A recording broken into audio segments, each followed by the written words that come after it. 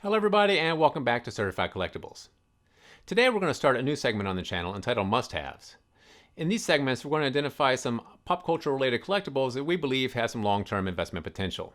Since we're looking at these items through the eyes of an investor instead of a collector, we're looking for things such as price stability or appreciation over time, the popularity of the item or the brand itself, and sales trends or sales volume over time. We're focused more on long-term investment potential, so we're not going to look into speculative items or items that are trendy right now, which we don't believe will have any potential going forward. Today's segment is going to focus on CGC certified ultra-modern comics. Now, we define the ultra-modern period as anything released in the past 10 years. Since this is 2020, we'll go back to 2010 for these segments. So today we have a few books that we picked out, I think 5, that we're going to get the segment started with. So let's take a look at our first book. So the first book that we recommend came out in 2014, and this is Amazing Spider-Man number 4. This features the first appearance of S.h.i.e.l.D. Now this rose to attention or acclaim in 2018 when Sony Studios, in collaboration with Marvel, released the Spider-Man Into the Multiverse animated film. S.h.i.e.l.D. was featured in that film, so everyone started running for the first appearance of S.h.i.e.L.D. in comics, which was this particular edition. Now, with the ultra-modern comics, you want to stay with grades of 9/8 or higher. There are 9/8s, 9/9s, and 10s in ultra-modern comics. I don't know if this particular book has any 9/9s or 10s, but anything above 9/8 will be investment grade, and that is where you want to be. That's what you want to add to your portfolio. Any of these books that we mentioned, also, you should focus on the first print edition, unless we specify otherwise. The first prints are typically the lowest print run and the most sought after. So any subsequent printings typically don't have the same price appreciation as the first print. So our second book that we recommend is Ghost Rider number 1. Now this came out in 2014 as well, and it features the first appearance of Robbie Reyes as Ghost Rider. Now Robbie Reyes is the 5th iteration of the Ghost Rider character. He also appeared in the Marvel's television show Agents of S.h.i.e.L.D. in the 4th season, and he was a recurring character on the show, so that drove popularity of this particular issue. Ever since that show, people are always looking for the Robbie Reyes iteration of the character, and this is his first appearance. So we believe Ghost Rider number 1, 2014, has some investment potential going forward. Once again, you want to be in the 9/8 or higher range, first print edition. All right, here's another one.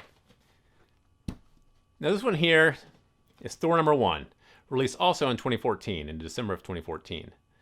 Now this rose to popularity in 2019 at the San Diego Comic-Con when they released that Jane Foster would appear in a Thor movie.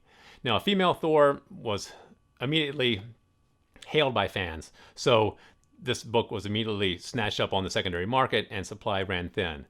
This one here will probably still run only about $150 or $200, so it's still affordable to pick up as of today, but we don't expect the prices to remain there. This one here in 9/8 or above, we believe has some long-term investment potential. Oh, here we go. This is one of our personal favorites.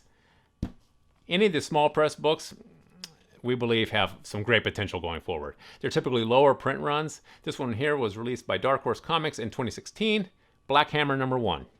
This is the Jeff Lemire series. This one here, when it was first released, was kind of overlooked by collectors and investors, but once again, it shot into the mainstream when it was optioned for film and television.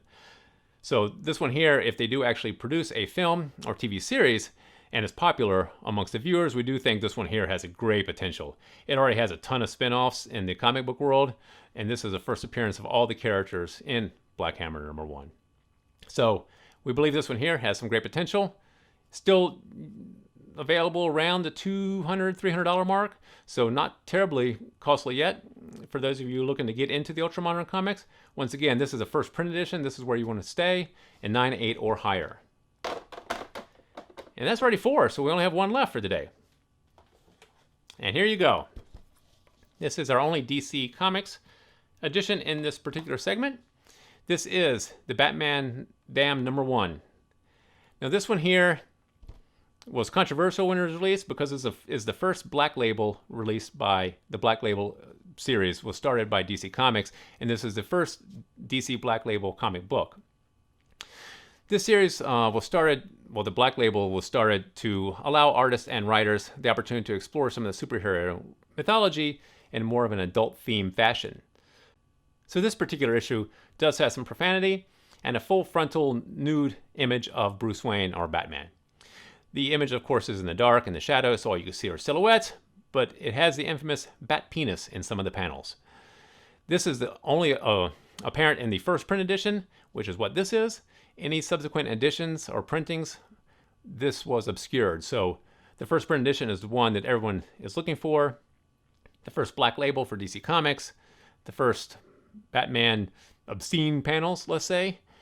In this one here, you want to stay in CGC 10. We only recommend a 10 in this particular book if you can afford it, because there are a lot of 9.9s and 9.8s. Once this was received by fans and everyone became aware of its controversial nature, it was snatched up and a lot of more hoarded in mint grade. So you want to stay the highest grade you possibly can afford. We recommend a 10 for this. We do think it has potential going forward, since it does have the adult-themed Batman mythology, and it was the first DC Black Label comic book. So those are our recommendations for the CGC Certified Ultra-Modern comics. Now, if you agree with them, we'd like to hear your comments in the comment section below. If you like this video, please give us a thumbs up. And if you'd like to see more of these, please remember to subscribe to our channel. We hope to see you here again real soon on Certified Collectibles.